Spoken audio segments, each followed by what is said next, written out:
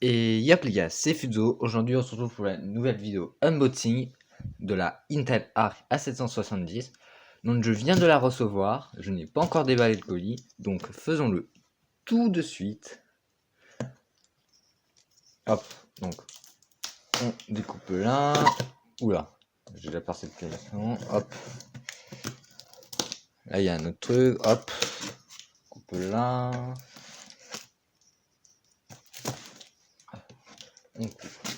On coupe là.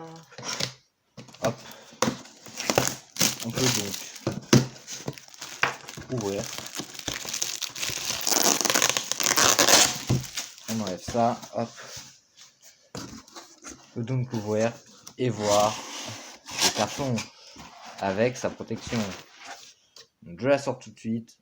On se retrouve au prochain cut. Du coup, c'est bon, j'ai sorti du carton. Donc, on peut voir que c'est quand même assez bien protégé. La boîte de la carte graphique ne touche pas le sol. Elle est bien protégée, quoi.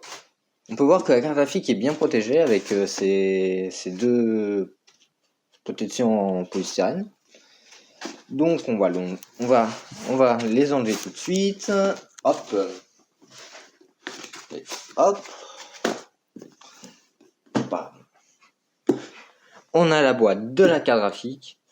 Donc déjà au toucher, on peut sentir que là c'est pas la même texture. On sent qu'il y a un petit relief. Après au niveau du toucher, là pareil, petit relief. Là aussi, tout le dos derrière aussi. Après, est-ce que de ce côté nous avons des trucs? Non, il n'y a pas de relief particulier. Sur ce côté, on peut voir qu'il y a marqué Intel Arc A770. Et on peut voir là le bandeau qui change un peu de couleur en fonction de la lumière.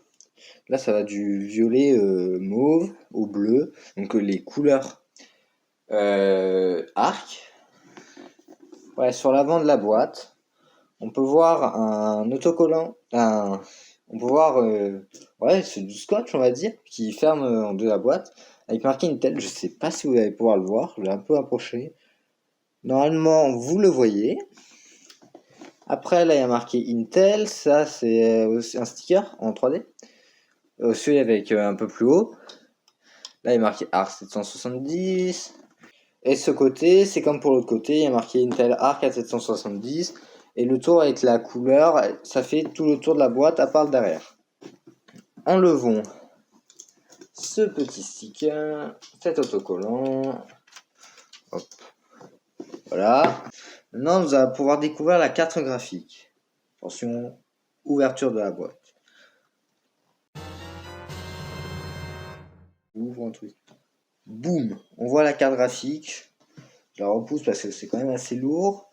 Donc là, on peut voir qu'il y a une pochette qui est Let's Play. Là, la carte graphique. Tout autour, il y a de la mousse. Ouais, là, par contre, c'est de la mousse. Donc ça devait bien protéger quand même. Donc là, on peut voir qu'il y a un petit espace entre qui ne faisait pas contact avec ça normalement. Donc on va commencer par la pochette. Hop, on va enlever ça. Et on a aussi ça. Ça, on sera après. Donc, qu'avons-nous dans cette pochette? Déjà, on retrouve les couleurs Intel Arc. Donc, si on l'ouvre, on peut voir un mot de remerciement d'avoir choisi Intel Arc Graphique et le sticker qu'on peut mettre sur le PC comme pour les processeurs i3, i7, enfin. Il y a aussi marqué Intel Arc là. Voilà. Et de l'autre côté, il y a ça. Ça doit être le guide d'utilisation. Voilà. Maintenant, passons à la pièce maîtresse, la carte graphique. Donc, la carte graphique, c'est la Intel Arc A770, je rappelle. On peut voir que la façade avec les ventilateurs, elle est mate, noir mat.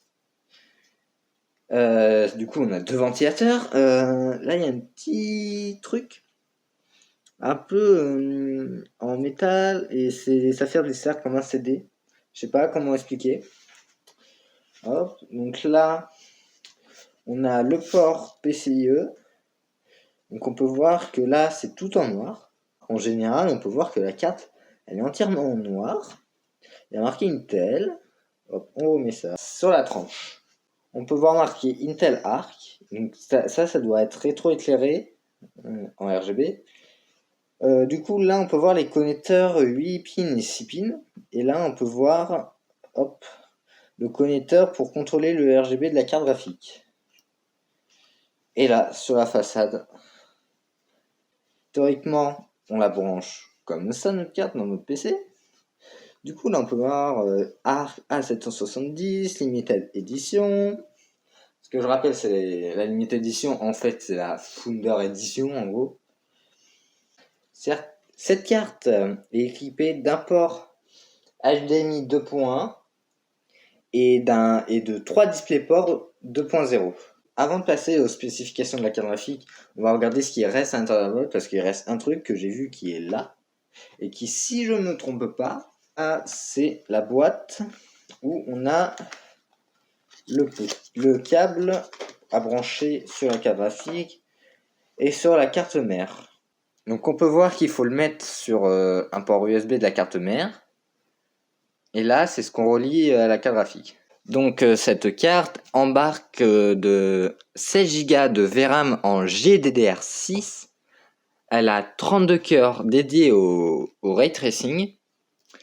Comme technologie, elle a le HITS-ESS, qui est du super sampling. Donc si on était chez Nvidia, on pourrait l'apparenter au DLSS. Ce n'est pas compatible dans tous les jeux, mais si je ne me trompe pas, elle est aussi compatible avec le FSR de AMD. Donc dans les jeux proposant le FSR, on pourra l'utiliser même s'il n'y a pas le HITS-ESS. Aussi, chose importante à faire quand on met la carte graphique dans son PC, et si on a un processeur compatible, donc un processeur Intel de 10e génération au minimum, il faut activer le Resize Bar, donc le RAB, qui pourrait s'apparenter chez AMD au Smart Access Memory, donc le SAM. En gros, le CPU va pouvoir puiser dans les nombreux gigas de VRAM de la carte graphique, et du coup ça va booster la carte graphique aussi de 10 à 20%. Du coup, cette carte graphique, bien évidemment, elle peut utiliser le ray tracing. Cette carte graphique a une fréquence de 2100 MHz. On peut l'apparenter chez Nvidia une 3060 Ti, voire une 3070. Elle est meilleure en 1440p qu'en 1080p, ce qui est quand même assez étrange. On peut quand même jouer à certains jeux en 4K. Aussi, cette carte, elle est vouée à l'amélioration, parce que les drivers d'Intel, au début, Intel, ils ont eu beaucoup de mal sur leurs drivers. Du coup, c'est pour ça que leur carte était pas si puissante que ça, en fait. Et du coup, maintenant, elle est meilleure grâce aux drivers. C'est comme au début, et j'espère que ça a été aidé, parce que si vous avez vu la vidéo de Pat, quand il a ouvert la Arc 770, et ben en fait, il y avait des pattes thermiques qui n'avaient pas été enlevé le plastique. Du coup, il ne fonctionnait pas. J'espère que actuellement c'est réglé et que je n'ai pas ce problème. Mais voilà, c'est voué à amélioration. Donc elle sera meilleure. En gros, cette carte, elle sera meilleure. Aussi, cette carte, j'ai oublié de le dire, mais elle est dotée de l'encodeur AV1 et disponible uniquement sur des RTX 4000. Donc, pour une carte à 360, en tout cas, c'est là où j'ai acheté, qu'elle était à 360, je trouve que c'est hyper bien. Et même, je trouve qu'en général, cette carte, c'est la meilleure carte qu'on peut avoir pour pas trop cher, pour pas se ruiner. Bien évidemment, vous avez le lien de là où j'ai acheté la carte en description. Donc c'est l'endroit le moins cher que j'ai pu trouver, en tout cas en France, qui livre en France, bien évidemment. Après, j'avais trouvé en promotion, donc peut-être qu'elle serait plus en promotion, du coup elle serait aux alentours des 400. Mais ça, je peux pas savoir, parce que quand je vous fais la vidéo, c'est toujours en promotion. Quand je vous upload la vidéo, j'en saurai rien si c'est toujours en promotion. Peut-être qu'il y aura un petit message du monteur, voilà. Mais normalement, elle est à 360 avec les frais de port. Étant donné que je n'ai pas de PC Fit, et je ne peux donc pas vous faire de benchmark, mais ça arrivera très bientôt. J'espère que la vidéo vous a plu. Donc n'hésitez pas à liker et à vous abonner.